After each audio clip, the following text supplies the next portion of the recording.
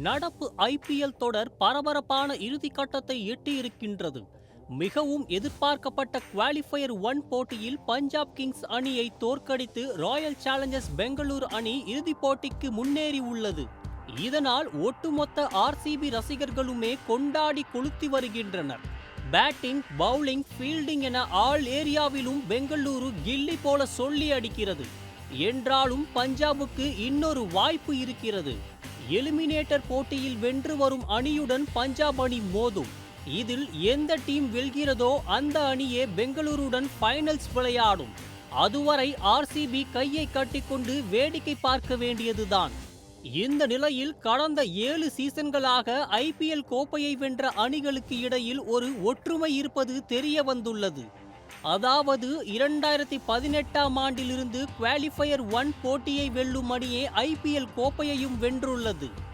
கூடுதல் போனஸாக ஆஸ்திரேலிய வீரர் Josh Hazlewood இதுவரை எந்த ஒரு ஃபைனல் போட்டியிலும் தோற்றது இல்லையாம். மேற்கண்ட புள்ளி விவரங்களை வைத்து பார்க்கும்போது இந்த வருடம் ஆர்சிபி ஐபிஎல் கோப்பையை கையில் ஏற்றுவதற்கான எல்லா அறிகுறியும் தெரிகிறது. என்றாலும் பெங்களூருக்கு முன்னால் இந்த புள்ளி விவரங்கள் செல்லுபடியாகுமா இல்லையா என்பதை நாம் பொறுத்திருந்துதான் பார்க்க வேண்டும்.